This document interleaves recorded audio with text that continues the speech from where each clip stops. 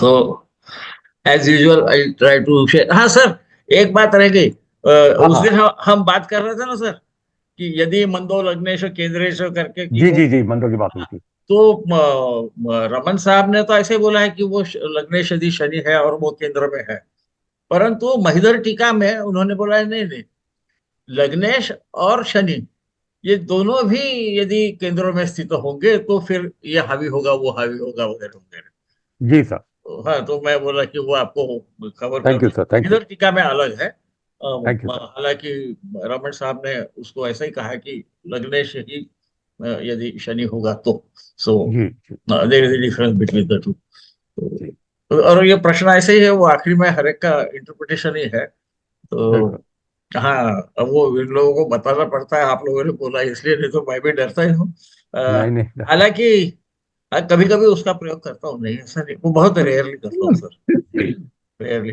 तो यहाँ पर भी हम ये कोशिश कर रहे हैं कि उसका एक बार तत्व समझ ले, तो फिर कैसा भी प्रश्न आया तो उसको फेस कर सकते हैं। पर रमन साहब का मैं नोटिस कर रहा था sir, I was going through his books. जी तो उनके जो एक्सपीरियंसेस हैं विद एस्ट्रोलॉजी, जी जी सर। उसमें उन्होंने जो भी कुंडली पढ़ी है उसके साथ उस समय की प्रश्न कुंडली भी लगाई है।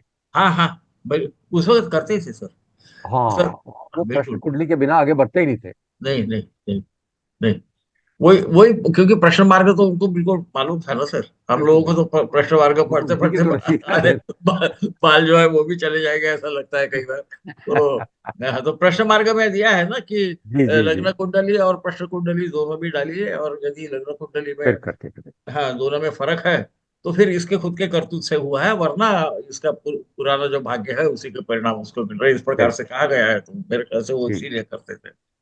तो वैसे मंडल में तो मास्टर उनके बराबरी का तो अभी वो- तक देखा नहीं है मैंने। उनकी बेटी ही मास्टर है सर, उनकी ये, बेटी भी अभी तक बहुत अच्छा प्रेडिक्शन करती अब हम ओल्ड मॉडल है ना सर, तो वो याद रहते हैं ज्यादा।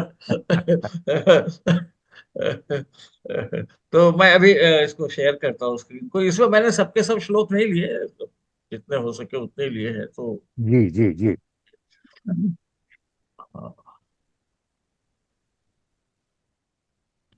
तो एज यूजुअल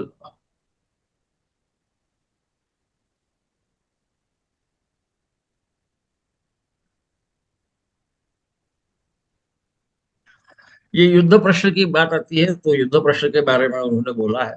अब यहाँ पे हमने जैसा देखा कि भाई युद्ध का मतलब अनेक प्रकार के युद्ध रहते हैं। उसमें हस्बैंड वाइफ भी युद्ध करते रहते हैं, पार्टनर्स युद्ध करते हैं, खिलाड़ी मैदान में युद्ध करते हैं, और बाकी फिर ब्रिगेडियर साहब का एरिया, वो युद्ध के बारे में यहाँ बात हो रही है। तो ये सभी युद्ध ही है यानी, क्योंकि इसको हम कहीं पर भी, ये तत्व हमको एक बार ख्याल में आ गए तो कहीं पर भी इसका प्रयोग तो जरूर कर सकते हैं। फिर भी इसमें प्रतिस्पर्धी के अर्थ में ज्यादा शायद वो सही रहेगा।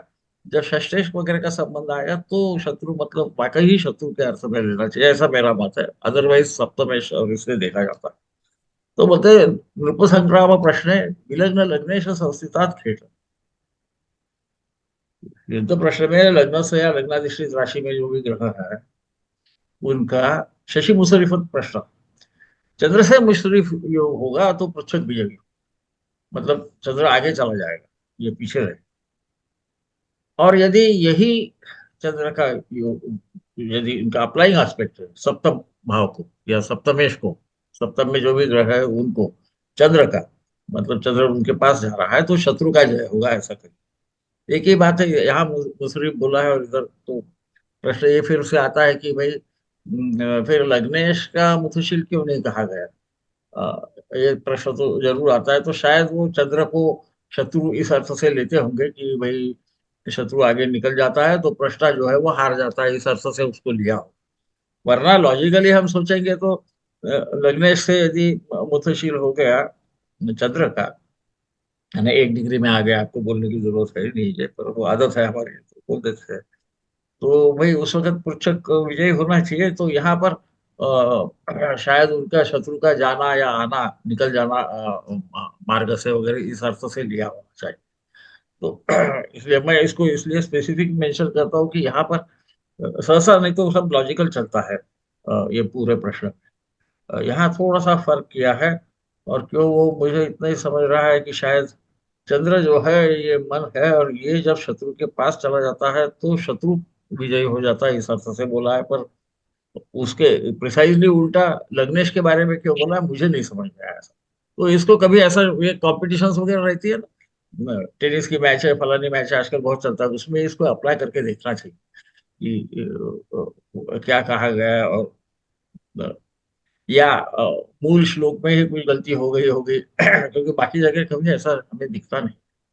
तो मैं इसलिए ये कोशिश कर रहा हूँ कि इसका थोड़ा हम इसका लॉजिक समझने की यदि कोशिश करेंगे तो इतने तो ख्याल में रहते नहीं, इसके बगैर बहुत सारे बाकी ग्रंथों में से भी बहुत सारे आते हैं। तो ये इसलिए उसको मैं स्पेसिफिक कहना चाहता था कि क्योंकि उसको मुशरिफ क्यों कहा गया है, हम ये समझ सकते हैं कि फिर सप्तमेश को भी मुशरिफ होने के बाद में शस्त्र जीतना चाहिए, चंद्र को मन का कारण बोला, ऐसा भी चंद्र और लग्न को करीबन एक ही लेवल दिखाई गई, आपने पहले भी देखा होगा। लग्न लगने से शशि नीवा वगैरह ऐसा बोलते हैं कि या तो चंद्र से या तो लग्न से योग होगा तो ऐसा हो जाएगा, नॉर्मली अच्छा होगा ऐसा बोला जाता है। तो इसे जरूर, क्योंकि आप लोग रिसर्च करते रहते हैं तो थोड़ा सा देखिए क्या है, और मुझे भी इन्फॉर्म कीजिए ताकि हम कभी उसमें ज्यादा ख्याल में आएंगे। फिर आता है शशि शनि कुज जीवाहा शीघ्रेभ्यो बलयुता उपरिचरा बुधसित चंद्रास्तेभ्याश्च दुर्बलात् चराश्च संचित्या। शनि मंगल और गुरु ये बल युक्त होके आगे होंगे, और बुध शुक्र और चंद्र ये दुर्बल होके पीछे होंगे। इसमें हमको ख्याल में आ रहा है कि ये स्लो मूविंग प्लेनेट जो है वो आगे है और पीछे से है, तो ये अप्लाइंग एस्पेक्ट, और अप्लाइंग एस्पेक्ट होने के बाद में बिल्कुल सुस्पष्ट है पृच्छक की जय होगी। पृच्छक जो है, जो पूछने वाला है, उसका उसका जय होगा ऐसा कहा है। अ, तो वो इत्थशाल योग की बात कर रहे हैं, वो शीघ्रोल्प भागे घन भाग मंदे, इसका अर्थ इत्थशाल है कि शीघ्र जो ग्रह है वो कम अंशों में हो, और जो मंद ग्रह है, धीरे जाने वाले ग्रह है, वो ज्यादा अंशों में हो। अब यहाँ ये ऊपरी वगैरह और अध जो बोला गया है, तो ऐसा वो ऊपरी का अर्थ सहसा ऐसा माना जाता है कि लग्न से चतुर्थ भाव तक जो है उसको ऊपरी बोलते हैं, और लग्न के पहले जो तीन ग्रह दशम भाव तक उसको अध बोला जाता है। ऐसा एक संकेत है एस्ट्रोलॉजी में, क्योंकि ये सवाल आता है कि आगे और पीछे, यानी कहाँ से आगे और पीछे, पूरा चक्र हो। पायल मैम प्लीज म्यूट कर लीजिए।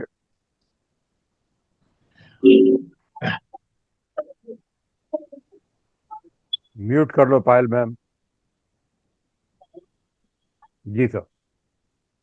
तो ये प्रश्न आता है कि आगे पीछे कहाँ से बोल रहा है, चक्र में तो कैसा भी करके हर ग्रह एक दूसरे के आगे और पीछे ही रहेगा। तो सहसा ऊपरी और अध जब बोला जाता है तो इसका कारण शायद ये होगा कि वो बाद में ग्रह आते हैं ना, यानी एक से चार तक के ग्रह एक के बाद एक उदय होते जाते हैं, इसलिए उसको ऊपर ही कहा गया है शायद, और ये ऑलरेडी उदित हो गए हैं, इसलिए उनको अध कहा गया। अध यानी नीचे, ऊपर यानी ऊपर।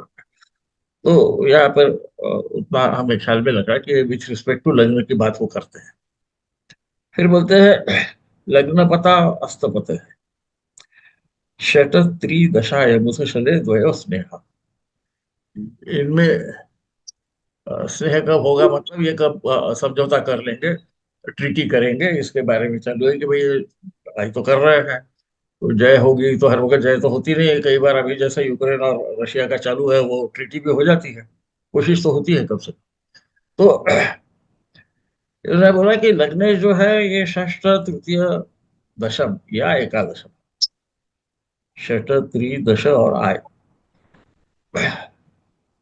इसमें जो स्थित है वहां यदि खासकर सप्तमेश यदि वहां स्थित होगा, अस्तपते यदि सप्तमेश है, बताने की जरूरत है, उससे यदि मुतशील करेगा तो पृच्छक और आक्रांता जो है ये समझौता कर, क्योंकि आपने देखा है सप्तमेश जो है वो उसका जो आक्रमण आक्रमण करने वाला है वो है जिससे पूछने वाले का, जिससे बात चालू है या उनका झगड़ा चालू है या जो भी चालू है, स्पर्धा चालू है, वो सप्तम भाव से हम देखते हैं। तो ऐसा होगा तो वो फिर एक दूसरे से समझौता कर लेंगे। परंतु फिर वो अध वाली बात आती है, यदि लग्न सप्तम और लग्न भाव के बीच में स्थित होगा तो पृच्छक राजा की मृत्यु हो जाएगी, है ना। यानी वो अध के भी नीचे चला गया है इस प्रकार से। इसका मतलब लग्नेश को जो पूछने वाला है उसको माना जा रहा है, या स्थायी राजा, याई राजा जो बोलते हैं, तो स्थायी राजा जो है उसका प्रश्न है, ऐसा समझेंगे। पर इसका ऐसा कोई जरूरत नहीं, ये स्पोर्ट्स में भी ऐसे ही हो। हम स्पर्धक ही बोलते हैं वहां पर भी, है ना, वो हरा दिया बोलते हैं उसको। तो अ, ऐसा सब। हेलो।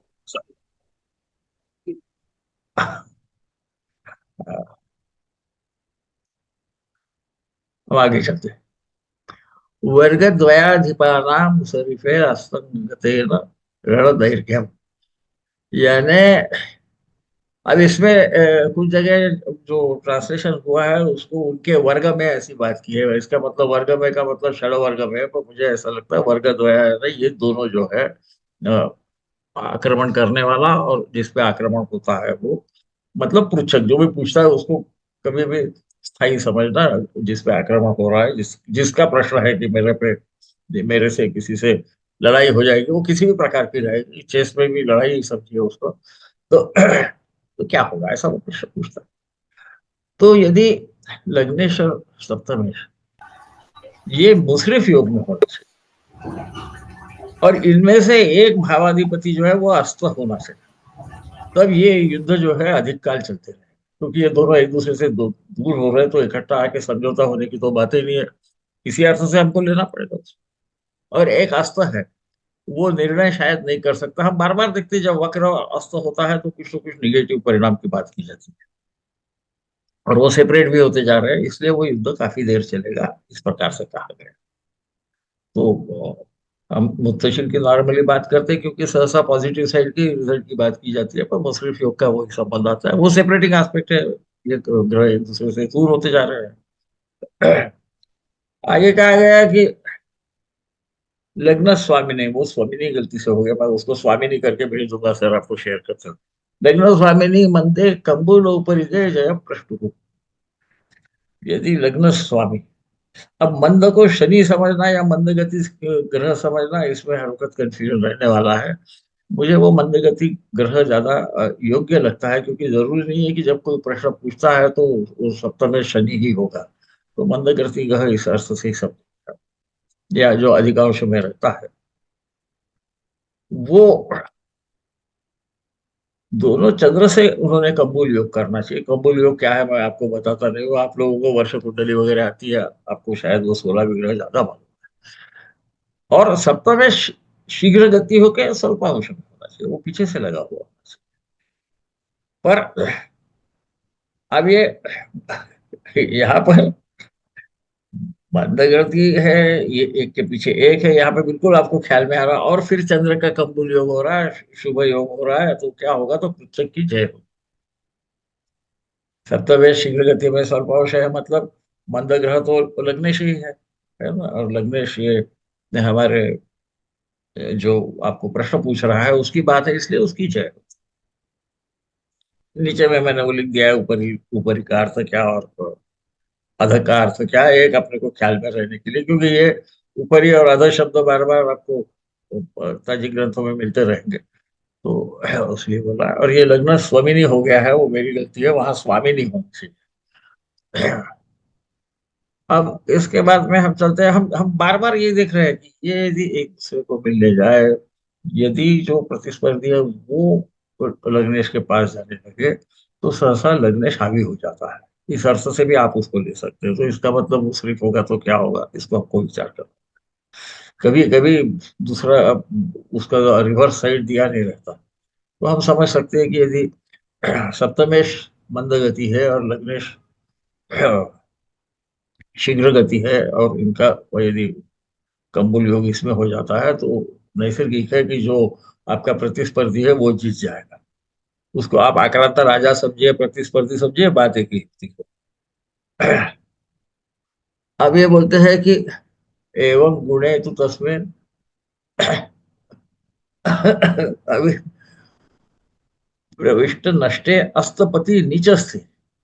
यानी एवं गुणे पिछले श्लोक से संबंध आता है, यदि वो लग्नेश जो है ये अस्त हो गया है और सप्तमेश के नीच राशि में स्थित, या सप्तमेश से केंद्रस्थ है, इसका मतलब क्या है कि वो शत्रु दृष्टि हो गई, आपको ताजिक में मालूम है, या वो सप्तमेश से युक्त है। यहाँ हमको ये ख्याल करना है कि ये दुर्बल हो गया है अस्त होने से, तो पृच्छक की हानि होती है, मतलब हार होती है। तो देखिए यहाँ लॉजिक बिल्कुल आपको धीरे धीरे स्पष्ट होते जा रहा है कि लग्नेश यदि वीक होगा और सप्तमेश यदि भारी हो जाएगा तो नैसर्गिक है कि पूछने वाले का हार या उसको निगेटिव रिजल्ट है, और जो जिससे उसका स्पर्धा चालू है उसके लिए वो धनात्मक रिजल्ट है, ये हम समझ सकते हैं। मैं इस प्रकार से इसलिए सोचता भी ऐसा ही हूँ, और इसलिए ऐसा ही आपको बता रहा हूँ कि मुझसे अभी ये उम्र में क्या, वो पहले भी ऐसे इतने ज्यादा श्लोक ख्याल में नहीं रहते थे, तो उसका तत्व एक बार समझ लिया तो फिर कोई बहुत ज्यादा कठिनाई नहीं होती। ऐसा नहीं कि हर वक्त आदमी सही बिल्कुल 100% बरसों से करेक्टली प्रिडिक्शन करता रहे, कोई ऐसा हुआ नहीं। उस पाराशर भी बोलते हैं सप्ताह नाम अष्टा नाम हुआ, कोई ऐसा भी बोलते कोई वैसा भी बोलते, तो उसकी पर चिंता कीजिए। फिर है लग्नात अधः शुभे सति उपरि च मंदे शुभ सहाय स्यात्, लग्न पतो रंध्रस्ते रंध्रपति मुतशिरे मुति प्रष्टु। लग्न के पीछे में शुभ ग्रह होना चाहिए और उसके आगे में मंद ग्रह होना चाहिए, मतलब फिर से वही हो गया, आप समझ सकते हो कि अध और ऊपरी की बात है। तो क्या होता है कि उसको कुछ न कुछ अच्छे व्यक्ति की सहायता मिलती है, राजसी व्यक्ति की सहायता मिलती है, इस अर्थ से लिखा गया है, पर इसका अर्थ आप समझ सकते हैं कि यदि वो स्पर्धक है तो उनको कोच अच्छा मिलेगा, है ना। क्योंकि कोच इसलिए अच्छा मिलेगा कि सहसा हाई लेवल पे जब कोच होते हैं तो वो इनसे भी अच्छे खिलाड़ी रहते हैं, वही कोच होते हैं आजकल, आप लोगों को तो मालूम है, उसमें से जो यंग है तो वो तो ज्यादा मालूम है हमारे से, मुझसे तो सभी को ज्यादा मालूम है, अलग बात है। तो फिर वो उसको सहायता मिलती है किसी न किसी की। तो ये शुभ और मंद का अर्थ अभी हम अभी समझ गए कि शुभ ग्रह होना पर वो नैसर्गिक है कि वो कम अंशों का हो। और लग्न से आगे शनि या मंद ग्रह, क्योंकि मंद के दोनों अर्थ होते हैं आपको पता है। तो शुभ सहाय उसका होता है क्योंकि पीछे से शुभ ग्रह आके इसको मिल रहा है। आगे में जो मंद ग्रह है, आपको मालूम है कि जो पृथ्वी के ऊपर है वो सब ग्रह सहसा ज्यादा मंद रहते हैं, मंगल गुरु शनि वगैरह, उनसे बाकी सभी शीघ्र गति के ग्रह। तो अच्छे व्यक्ति से उनको सहायता मिलती है। अब आगे में लग्न पतो रंध्रस्थ, रंध्र स्थान में यानी अष्टम में यदि लग्न स्थित होगा और अष्टमेश से वो बुधशील भी कर रहा है, तो ये लग्नेश अष्टम में बैठा है, अष्टमेश के पास भी जाने की कोशिश कर रहा है, वो आपको मालूम है कि उसको हम मृत्यु भाव भी बोलते हैं और आयुष भाव भी बोलते हैं, तो फिर ऐसे वक्त वो पृथक की युद्ध में मृत्यु, यहाँ मृत्यु हर वक्त होगी क्या जरूरी नहीं है, हो सकता है बहुत ह्यूमिलिएटिंग डिफीट हो गया तो उसको भी मृत्यु हम समझ सकते हैं।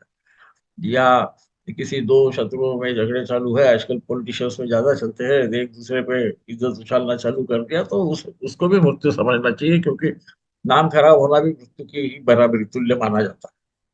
क्योंकि हर वक्त ये मृत्यु होगा वगैरह ऐसे आएंगे नहीं, है ना। और आजकल के जो किंग्स है वो मोस्टली बड़े राष्ट्र के नेता होने से वो हमको पूछने भी नहीं आने वाले। तो ये मृत्यु का अर्थ वाइडर पर्सपेक्टिव में हमने समझना चाहिए कि ह्यूमिलिएटिंग डिफेक्ट इस अर्थ से समझना चाहिए, इसको ऐसा लगता है कि अब मैं ये सब छोड़ दूं, इस प्रकार से उसे लेना चाहिए कि शब्दशः हर वक्त न लेना कई बार अच्छा होता है। अब यहाँ लग्नेशे धन संस्थे धनेश कृतुम सुशीले रिपोर्नाश, एक जो मैन्युस्क्रिप्ट है उसमें लग्नेश की जगह सप्तमेश लिखा है या सप्तेश लिखा है। और तो वो इसलिए मैंने वहां लाल क्रॉस भी मारा है, मुझे वो बराबर इसलिए नहीं लग रहा, तो आप समझ सकते हैं कि ये क्या हो रहा है। लग्नेश यदि धन भाव में स्थित होगा और धनेश से मुतशील करेगा तो शत्रु का नाश होगा। अब ये धनेश बीच में कहाँ से आ गया, ये प्रश्न तो नैसर्गिक है आना है ना। तो क्या इसका कुछ ज्योतिषीय आधार है क्या, तो यदि आप विषय भाव का रख देखोगे तो या जातक पारिजात भी आप पढ़ोगे तो द्वितीय भाव जो है ना, यहाँ पर मैलिफिक रहने से ऐसा वो बोलते हैं, वो तो बोलते हैं पत्नी का मृत्यु हो जाएगा वगैरह, तो वगैरह नहीं होती कभी।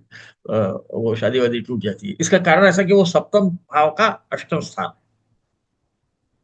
सप्तम भाव जो प्रतिस्पर्धी है उसका अष्टम स्थान। हमने देखा लग्नेश यदि अष्टम में गया और अष्टमेश से मतशील करता है तो जो राजा है यानी जो प्रश्न पूछने वाला है उसकी मृत्यु हुई। यहाँ एग्जैक्टली ये आप सप्तमेश की दृष्टि से देखो तो यही हो रहा है। यहाँ कोई फर्क नहीं पड़ रहा है ना।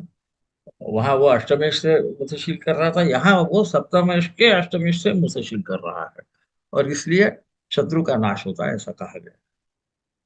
तो कई बार ये द्वितीय भाव को समझने के लिए उसका संबंध सप्तम के लिए क्या होता है ये, खैर मैंने एक्चुअली आपको ये बताना चाहिए, आप लोगों को मालूम है, पर वो आदत है ना रिपीट करने की, तो वो करते रहता हूँ। उसके बाद हम जाते हैं, क्या हो रहा है आपको समझ में आ रहा है कि उसकी आयु खत्म हो जाती है, मुतशिल कर रहा है क्योंकि वो उसके पास जा रहा है। फिर वो कहते हैं लग्नेश दशमपत्यो मुतशीलतः पुच्छकस्य जय वीर। लग्नेश दशम भाव में दशमेश में यदि मुतशील होगा, मतलब लग्नेश दशम भाव को जाके मिलने वाला होगा आगे चल के, तो पृच्छक की जय हो जाएगी। आपको मालूम है दशम भाव जो है वो ऐसा भी रेपुटेशन का भाव है, ये यदि रेपुटेशन में पहुंचेगा, लग्नाधिपति दशम भाव में रहेगा तो ऐसा भी वो आदमी काफी फेमस वगैरह होता है, ऐसा कहा जाता है हमारे रेगुलर। तो ये मूल ज्योतिष से बहुत दूर नहीं है, हालांकि हमें ऐसा लगता है कि, ऐसा मेरा मानना है। तो आप लोग अपना अपना उसका मत बना के और आपके पास जब कुंडलियां आएंगी कभी ऐसा लगा तो एक आध बार डाल के देख लेने का, आगे क्या होता है वो सहसा पिछले वाला बताता है। तो उसको नोट करके रख देना अच्छा है। अब फिर क्या हो गया, देखिए लग्नेश दशमेश आ गया। मैं अभी बोल रहा था कि सप्तम के भाव के हिसाब से भी देखना चाहिए कभी, है ना, जब स्पर्धक की बात है। सूर्यास्त पतो ये शत्रुर योगे जयो ज्ञेय, फिर से जो ऊपर का है उसी के संबंध में आ रहा है कि यदि चतुर्थेश और सप्तमेश साथ में आ गए, या सप्तमेश चतुर्थ में बैठ गया, है ना, या उसने मुझसे शील किया, ये बोलने की जरूरत है, आप समझ रहे हैं कि वो सब एक ही बात है, तो शत्रु विजय होता है क्योंकि वो सप्तम भाव का दशम भाव है चतुर्थ, है ना। जैसा लग्न से दशम भाव आने पे पृथक की जीत होती है, तो सप्तम का और चतुर्थ से संबंध आएगा तो किसकी जीत होगी, तो शत्रु की जीत होगी। तो इस प्रकार से मैं ऐसे प्रकार से याद रखता हूँ सर। तो आप भी बोलोगे ये कौन सा उल्टा उल्टा पता है, भाई इसी प्रकार से याद रखता हूँ क्योंकि मुझे ज्यादा याद हर ये टेक्निक है। है। जी सर। तो आ गया था उभय वर्गे भी केंद्रे तत्पति कुतुबशीले बलम देह।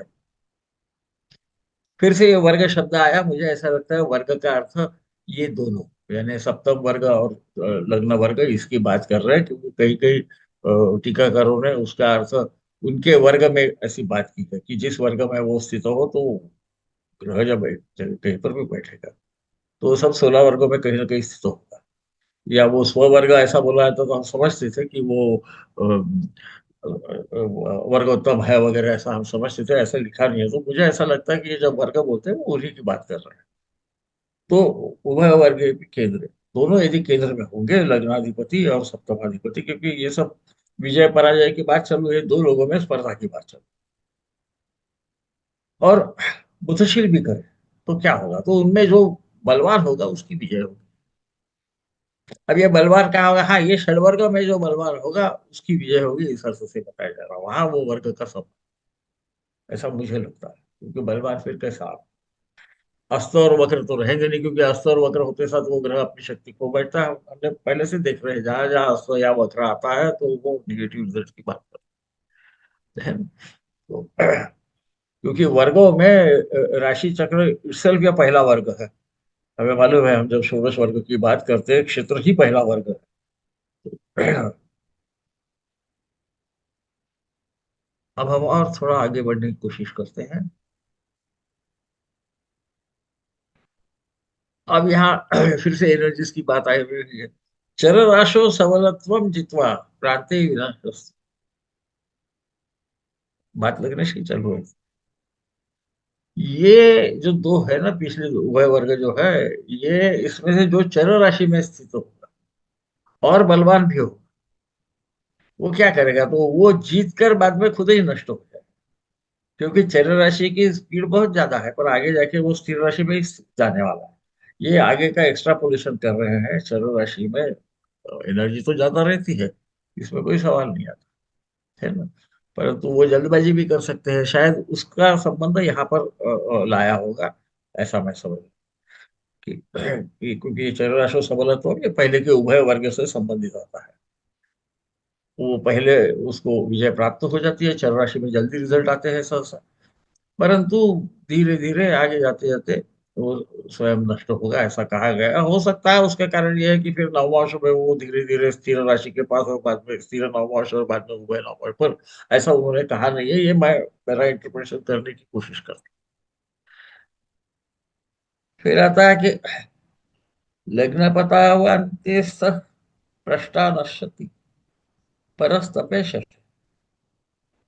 यदि लग्नेश द्वादश भाव में रहे तो पृष्ठा, मतलब पूछने वाला, और सप्तम में यदि षष्ठस्थ होगा तो आक्रांता जो है ये नष्ट हो जाते हैं, मतलब ये हार जाते हैं। फिर से आप देख रहे हैं कि ये सप्तम भाव के 12वें भाव में जब जाता है सप्तमेश, तब वो नष्ट होता है बोल रहे हैं। और लग्नाधिपति जो है वो जब उसके 12वें स्थान में जाता है तो वो नष्ट होता है, ऐसा है ना। इसी प्रकार से आपने कई बार इसमें देखा होगा हमारे जन्म लग्न कुंडली में, यदि लग्नेश द्वादश में होगा तो, और वो यदि अपने ही संस्कृति में, अपने ही मदरलैंड में, या जहाँ पर वो बड़ा हुआ है वही स्थित होगा, तो कई बार उनकी तबीयत खराब होती है।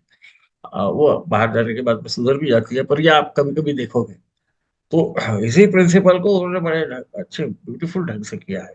इसलिए जब लोग सोचते हैं कि ताजी की कोई अलग पद्धति है, वो अलग दृष्टिकोण से देखने की पद्धति है, यहाँ तक हम समझ सकते हैं। और इसीलिए कई बार आपको दैवज्ञ वल्लभ में भी इसी प्रकार का कुछ दिखेगा, पर वहां पे शब्द अलग है,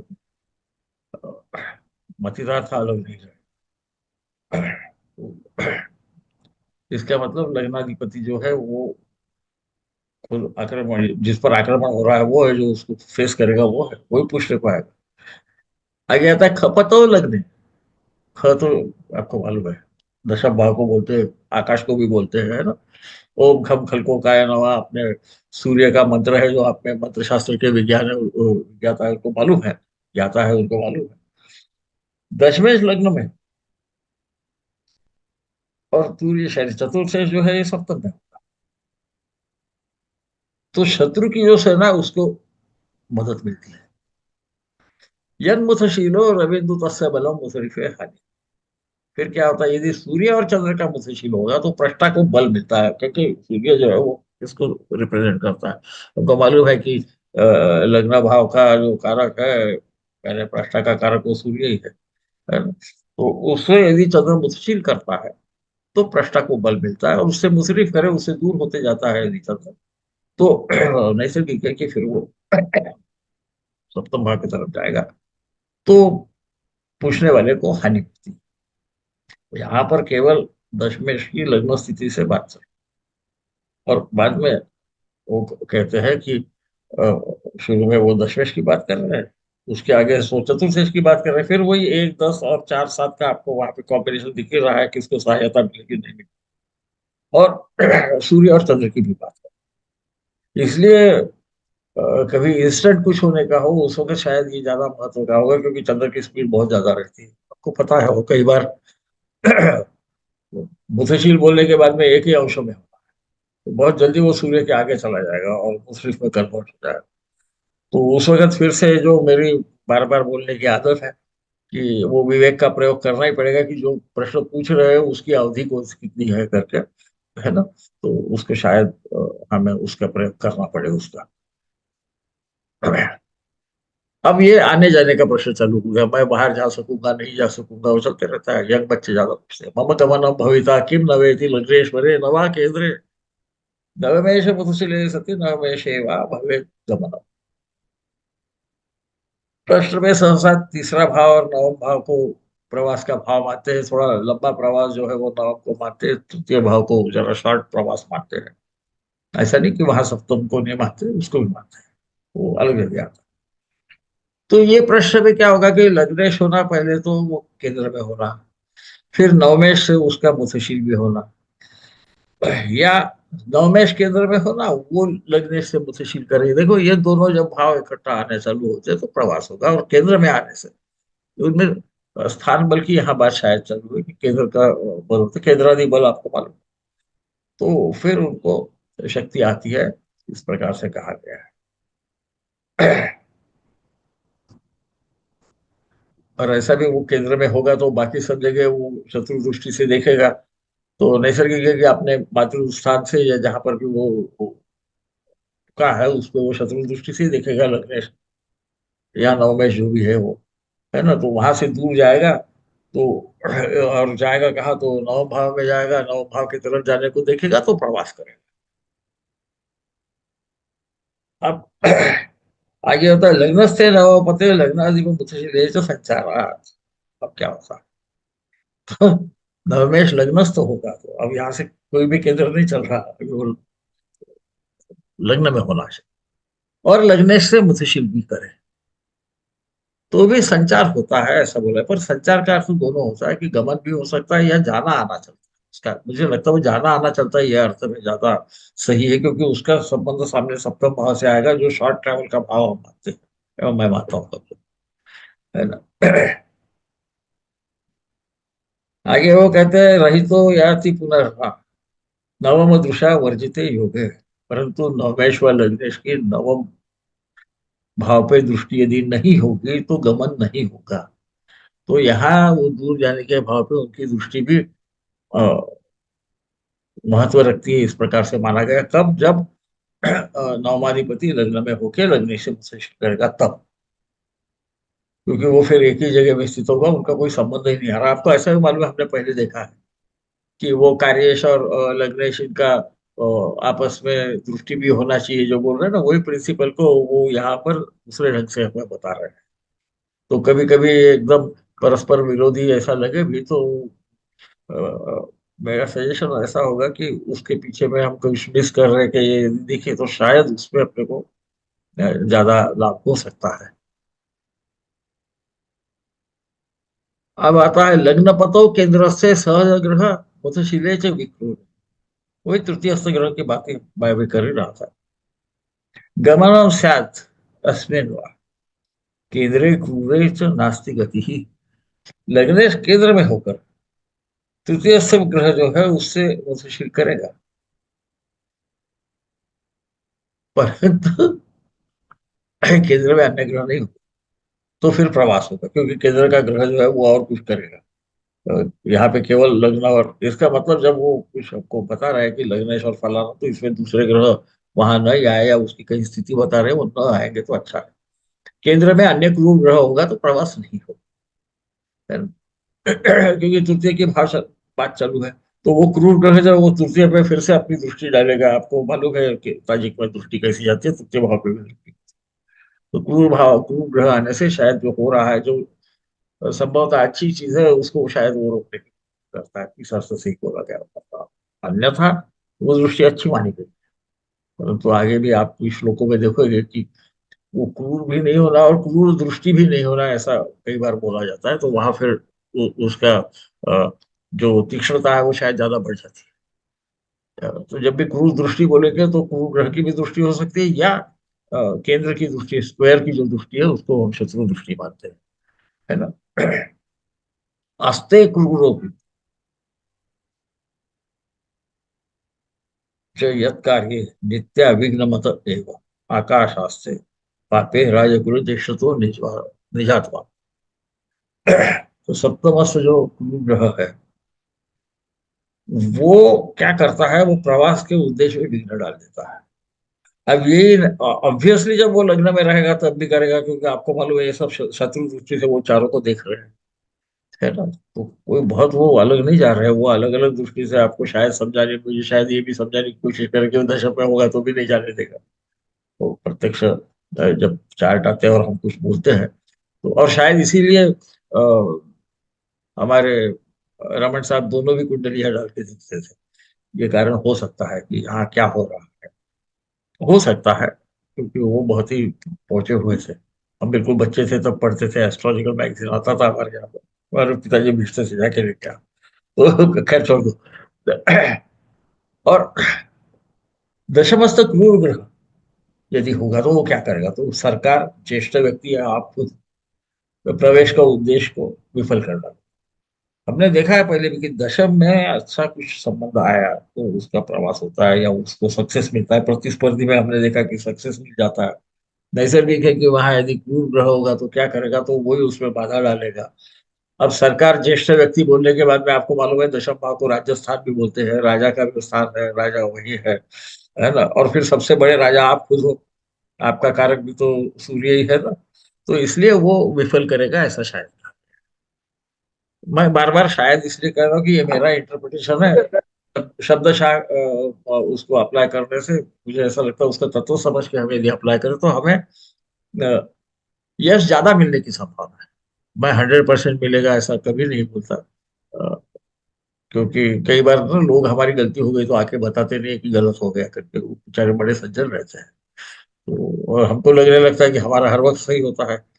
तो ये ट्रैप में हमने कभी फंसना नहीं चाहिए, ऐसा मेरे को खुद को लगता है।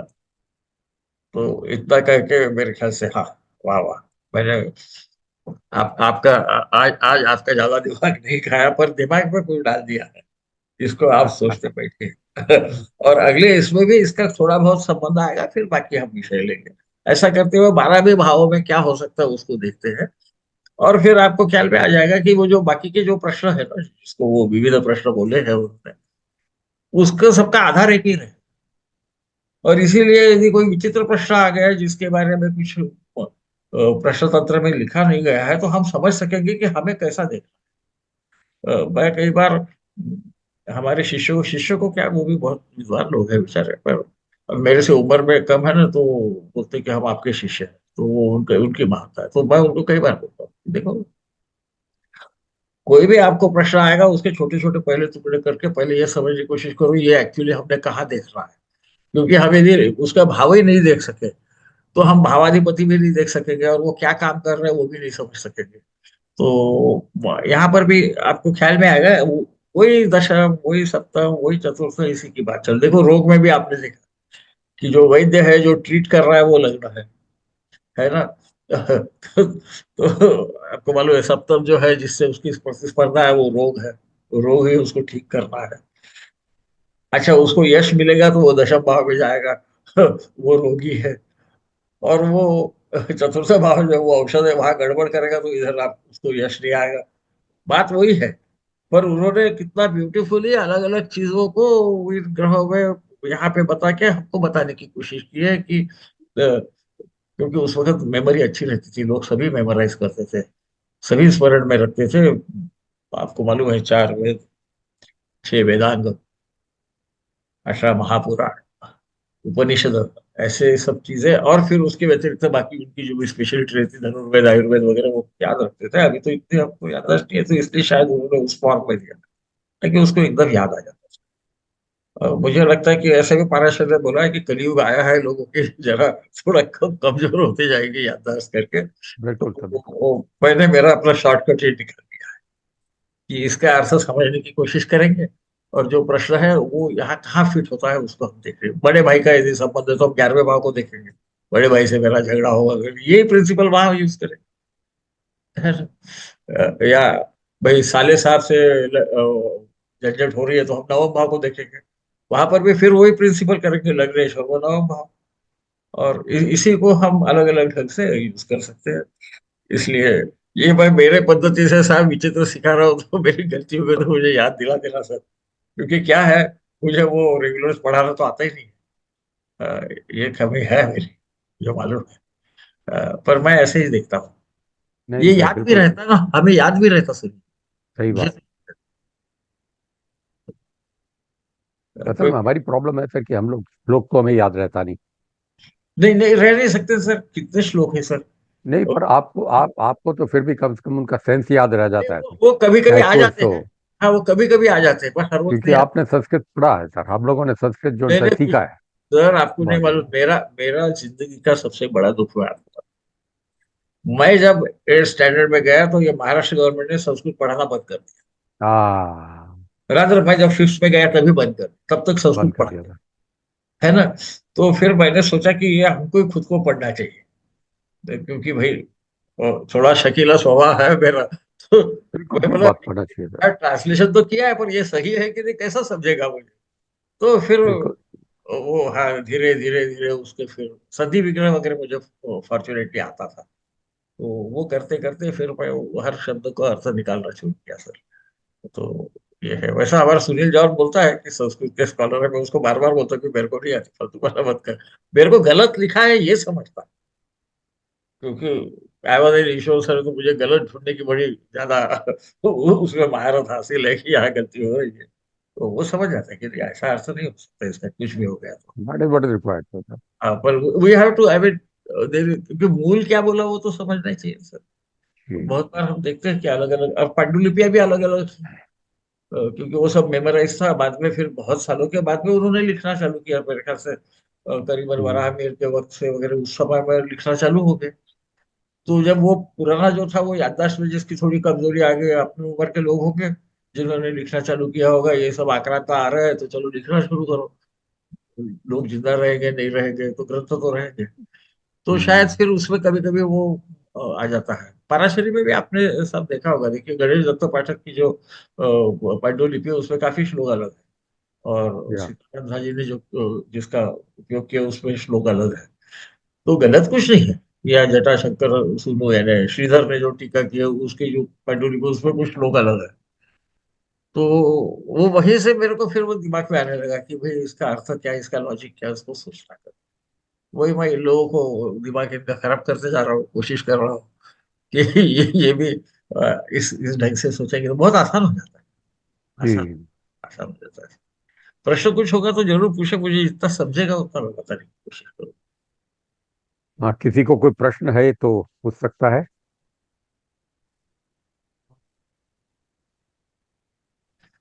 इसका अर्थ या तो किसी को कुछ समझा नहीं मैंने क्या बोला, या सबको समझ गया, मुझे नहीं मालूम क्या हाँ, बोला। हाँ, बोलो। सर एक प्रश्न था नॉट रिलेटेड, जैसे अगर कोई प्रश्न ये पूछता है कि मेरा मेरा मतलब सपोज एक एग्जांपल देते हैं, जैसे कि उसके पाँव में, मेरे पाँव में दर्द ठीक होगा।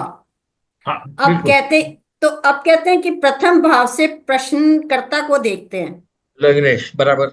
है ना। बराबर। तो हाँ, इसके बिल्कुल। अंदर डॉक्टर का रोल तो नहीं आएगा ना। नहीं नहीं, इसमें आपको षष्ठेश को देखना है ना, बीमारियां वगैरह जो है। या, हम्म। हाँ, या तो षष्ठेश को देखना है, या फिर पाव के कौन से भाग को है। यानी समझो वो थाइस को है तो आपको 9th भाव को देखना चाहिए, है ना। लेग प्रॉपर है तो 11th को देखना चाहिए, घुटने हैं तो 10th भाव को देखना चाहिए हमको। अच्छा। हाँ, इस प्रकार से हमको वहाँ, फिर वहां क्रूर ग्रह है तो आपने देखा कि यहाँ पर भी क्रूर ग्रह वहां रहे तो वो तो तकलीफ थोड़ी सी बढ़ाता है। फिर कब ठीक होगा, तो लग्नेश का उससे जब मुतशील होगा तभी ठीक होगा। इस प्रकार से देख, इसलिए ओके। हमारा मूल जो है वही हमको यूज करना पड़ेगा। अच्छा, उसका यदि क्रॉनिक डिसीज है तो फिर अष्टमेश को लेना पड़ेगा षष्ठेश की जगह, है ना। कि भाई मेरी फैमिली हिस्ट्री भी है डायबिटीज की और फलाना है, तो फिर इस हम्म। लग्नेश और हमको अष्टमेश को लेना चाहिए। मैं बोलूँ सर कुछ? जी हाँ सर। जी सर। अ, मेरा मत है सर, ये पता नहीं ठीक है कि नहीं। असल में कोई भी प्रश्न को जब हम डील करते हैं तो दो तरीके से उसको पढ़ते हैं। पहला तरीका तो ये है कि भाव बेस्ड, जी, क्योंकि हर भाव जो होता है कुछ ना कुछ निर्धारित करता है। बिल्कुल। उस भाव को पढ़ने के लिए उसके प्रिंसिपल प्रश्न शास्त्र में और प्रश्न मार्ग में अलग दे रखे हैं। जी, और दूसरा है कुछ खास प्रश्न जो उनसे स्पेसिफिक प्रश्न जो उनसे जो जी, आमतौर पर जो कि षट पचाशिका के अंदर दिए गए हैं। जी, जी, तो जी। वो प्रश्न जो उनसे खास तौर पर पूछे जाते हैं तो उन हाँ, प्रश्नों को प्रश्न के माफिक पूछा जाता है। हाँ, फॉर प्रश्न। एग्जाम्पल, बीमारी का ही प्रश्न जो होता है दो तरीके से आंसर होता है। पहला बिल्कुल। भाव बेस पर, और दूसरा प्रथम भाव को डॉक्टर मानते हुए और हाँ, दशम हाँ, को हाँ, पेशेंट मानते हुए। बिल्कुल, बिल्कुल, बिल्कुल सही बात है सर, कि तो दवाई दोनों दवाई का। तरीके से देख के जो आपको मिले, एक्चुअल आंसर मिले, उसको हमें बयान करना चाहिए बनिस्बत की सिर्फ एक ही चीज से देख के। जी, जी। और मैं तो बोलूंगा जरा, जो उसको उसका यदि जन्म कुंडली मिल जाए उसको भी देखना चाहिए। जी बिल्कुल बिल्कुल, अगर क्योंकि जन्म यदि कुंडली मिल जाए उसका तो बहुत शनि ही अच्छा दशम है। दशम भाव पे देख रहा है तो बिल्कुल उसको घुटने की तकलीफ होने वाली है, बिल्कुल नहीं बिल्कुल। होगी तो और कल अगर होगी। तकलीफ होने वाली है तो कोई क्या कर लेगा, प्रश्न। तो सर फिर हम इसमें फिर इस अच्छा, वहां यदि हमको दिखता है कि इसको रिलीफ मिल सकता है तो फिर क्या वो ट्रेडिशनल सिस्टम से मिलेगा या नहीं, या उसने डॉक्टर चेंज करना चाहिए, उसलिए फिर जैसा अभी सर बोल रहे थे ना, तो वो हमको जी देखना चाहिए कि लग्न क्या बोल रहा है, वो डॉक्टर है ना। तो मेरा ऐसा मानना है कि यदि जन्म लग्न कुंडली है तो उसको भी एक बार चेक कर ही ले, क्योंकि वो बताता है कि क्या ये बिल्कुल, ये तो होना ही है, सिर्फ इसको हम रिलीफ दे सकते हैं। बिल्कुल तो फिर रिलीफ किससे दे, कई बार वो एक डॉक्टर रहता है, उससे वो निदान नहीं होता, तो फिर हम बोल सकते हैं कि आपको शायद पैथी बदलना पड़ेगी, तो या सर इसका दवाई मतलब दवाई तो गलत हो आपका रही है। हाँ, हाँ, हाँ मैडम। पेशेंट और डॉक्टर दोनों पहले से ही हो गए। नहीं, मैंने क्या बोला कि आपको यदि जन्म कुंडली मिल गई तो काफी चीजें समझ जाती है, वरना फिर आपको ऐसा कि मैं ठीक, उसका यदि प्रश्न होगा मैं ठीक होगा या नहीं होगा, या क्या मैं डॉक्टर बदलूं, तो फिर हमको वो 1 4 7 10 वाला प्रश्न का फॉर्मूला भाव देखना पड़ेगा ना मैम। हाँ करना जी। पड़ेगा। प्रश्न का वो अपने को उससे पता करना पड़ेगा, ये तो हमारे उस पे निर्भर इसलिए बोला करता कि है। लिम कौन सी है, देख के पहले वहां क्या हो रहा है, बिल्कुल क्या ओके। वहां अच्छा दिख रहा है या नहीं दिख रहा। हम्म। फिर इधर आना चाहिए कि भाई ट्रीटमेंट बराबर हो रही है, यही दवा नहीं ले रहा है। मेरे हाँ जी समय हाँ जी। होगा तो दवा हम्म गिटकला नहीं आता तो हम बच्चे से फेंक देते थे, फिर माँ डांटती थी, है हम्म। ना। तो भाई पेशेंट भी तो गड़बड़ करता है ना कई बार। Yes sir. तो दशम भाव जो है वो तो उसको सर देखना। इसमें शनि की भी स्थिति को देखेंगे। हाँ, शनि है नहीं, खासकर आर्थराइटिस वगैरह टाइप बीमारी होगी तो उसको देख, वैसा भी वो मंद ग्रह है, वो धीरे जाने वाला ग्रह है। हाँ जी। वो मुसाशिर के लिए उसके पीछे में शुभ ग्रह होना चाहिए, तभी वो कुछ करेगा, उसके यदि आगे फास्टर ग्रह निकल रहा है तो वो इतने में तो नहीं हम्म। होगा। फिर प्रश्न ये आएगा कि कब होगा, तो उस वक्त फिर आपको वो भविष्य तो इस साल का विचार करना पड़ेगा कि ये आगे जाके कब इस ग्रह के पीछे आ जाए। कि भाई हाँ ठीक है, ये 2 महीने के बाद में हो जाएगा, क्योंकि सूर्य तब तक हिल जाने वाला है, तो मालूम है 17 18 तारीख को 16 तारीख को बदलता है, तो फिर ये उसके पीछे आ जाएगा। तो ऐसा ऐसा हम कर सकते हैं, इस प्रकार से। यदि मुझे बराबर याद है तो प्रश्न तंत्र के एक उदाहरण के इसमें हमारे रमन साहब ने दिया हुआ है, इसलिए सूर्य मेरे मुंह से निकला कि वो जब मंगल सूर्य से जाएगा तब होगा, ऐसा मैंने फिर उसको बताया, ऐसा कुछ एक उदाहरण में उन्होंने बोला है। तो मैं आधारहीन नहीं बोलता मैडम, कुछ तो भी उसको आधार, जी। विद्वानों का आधार लेता हूँ। तो अब ऐसा किया जाता है, मैं भी कभी कभी करता हूँ ऐसा, कि इतने दिन के पर बाद में। प्रश्न का उत्तर हमेशा शुरू भाव से ही करना चाहिए। ठीक हाँ, है। भाव के बगैर जन्म जन्म कुंडली और प्रश्न कुंडली लगा के भाव बिल्कुल से, किस भाव से भाव, रिलेटेड है उसके बाद आगे ठीक है प्रोग्रेस सर। करो। क्योंकि भाव स्वादु रसस्मृतम, ऐसा बोला ही है, ताजिक भी बोलता है। वो सिर्फ इतना ही ताजिक बोलते भी। हैं कि भाव स्वादु सम प्रभा, शब्द सिर्फ इतना ही बदलता है, बाकी हिंदू सर्वत्र बीजा भो लग्न च कुसुम प्रभ फले न सदृशो शश्च भाव स्वादु सम प्रभा, ऐसा ताजिक बोलता है, आखिरी आखिरी में आया है वो श्लोक। और मैं जो यूज करता हूँ वो अपने ट्रेडिशनल इससे आता है, वहां स्वादु रसस्मृत बोला है। मतलब एक ही है कि वो अमृत जो है वो भाव ही है, ये ताजिक में बोलता है और स्पेसिफिकली बोलता है। मेरे ख्याल से लास्ट चैप्टर या लास्ट बट वन चैप्टर में वो श्लोक आता है, नीलकंठी में। प्रश्न तंत्र में, हाँ प्रश्न तंत्र में, हाँ प्रश्न नीलकंठ। तंत्र में। ओके। हाँ, मैंने हमारे इन्होंने उसी में से लिया है, रमन साहब ने ताजिक नीलकंठी में वो आता है। Thank you sir. प्रश्न तंत्र के इसमें आएगा वो बहुत महत्व है, क्योंकि भाव के बगैर होता ही नहीं। यहाँ पर भी हम वही देख रहे हैं कि तृतीय भाव और तृतीय भावेश, इनसे संबंध है ना, छोटा ट्राइबल होगा तो, या नवम भाव उसका नवमेश, उससे संबंध। तो इसी प्रकार से कर, इसीलिए मैंने जो बोला ना, वो थोड़े थोड़े छोटे छोटे टुकड़े कर लेना उसके पहले, कि क्या उसे शांति से सुन लेना, बेचारा क्या बोल रहा है। कभी कभी लोग गड़बड़ गड़बड़ में बोलते हैं, हम भी गड़बड़ी में सुन लेते हैं। मैं तो यंग था तो बहुत जल्दीबाजी करता था, पिताजी बोलते थे शांति से कर, गड़बड़ मत करना। अब वो या कर, मैं आप लोगों को बांट रहा हूँ, बाकी कुछ नहीं कर रहा। तो और कुछ पूछना है I just read out sir? Sir, जो जो आपने बोला, just to support this sir. जी सर। ये जो उन्होंने बीमारी का एग्जाम्पल दिया है प्रश्न तंत्र के अंदर, जी। जो एग्जाम्पल इज गिवन, या उसके अंदर ही सेज अकॉर्डिंग टू प्रश्न तंत्र Ascendant signifies the physician, seventh signifies disease, Yeah. 10th patient, and fourth is the treatment. Yeah. But in my experience, this is what Dr. Raman says. Yes, In yes. my experience, the sixth house should have greater weightage Yes. than the seventh. मैंने यही बोला sir आपको कि it's like You वो तो always start with the bhava and then ultimately deal with the yeah, question. they'll reach there. Then we find out जी sir. कि यदि अष्टम है तो सहसा वो मैं उसको कॉन्स्टिट्यूशनल डिसीज बोलता हूँ. आजकल हेरिडिटरी बोलते हैं. हेरिडिटरी तो कुछ नहीं रहता क्योंकि दो भाइयों को रहता तो दूसरे को नहीं रहता. तो कॉन्स्टिट्यूशनल डिसीजेस सहसा अष्टम भाव से देखते हैं और षष्ठ भाव से हमारी खुद की शहादपन से जो भी होता है तो षड रिपु भी लोग बोलते हैं उसके पर जो भी है तो उसमें जी. हमारा भी कुछ कंट्रीब्यूशन रहता है कभी कभी. बहुत बड़ा सर, बहुत बड़ा कंट्रीब्यूशन है. हाँ सर, तो वो डिफरेंस इसलिए वो देख लेना चाहिए. इसीलिए शांति से पूछ लेगा उसको मैडम. कोई जल्दबाजी नहीं रहती.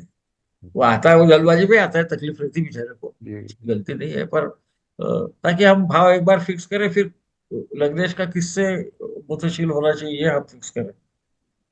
या इसराफ है तो वो बाद में मुतशील में कब परिवर्तित होता है उसे देखें कि भाई शायद उस वक्त हो सकता है. और ओरिजिनल चार्ट है तो उसको भी देखिए क्योंकि ट्रांजिट में और कुछ होते ही रहता है तो उधर है ना सर. तो इसी प्रकार से करना है. और ये मेरा मत है, आप उसको प्रयोग करके देखिए है ना. प्रयोग प्रयोग के समय वो सत्य तो अंतिम सत्य तो प्रयोग ही है. सही बात है. बाकी हम तो थियोरेटिकल एस्ट्रोलॉजर है ना, थियरी बता सकते हैं. वो प्रत्यक्ष में आ गई कि सही है करके सोचने का उसको. So shall I take your leave sir. So thank you very much, sir. नमस्कार. Thanks a lot, sir. Sir thank you sir. Thank you sir. प्रणाम सर. प्रणाम. प्रणाम sir. Thank you sir. So kind. नमस्कार sir. नमस्ते जी. नमस्कार sir. नमस्ते.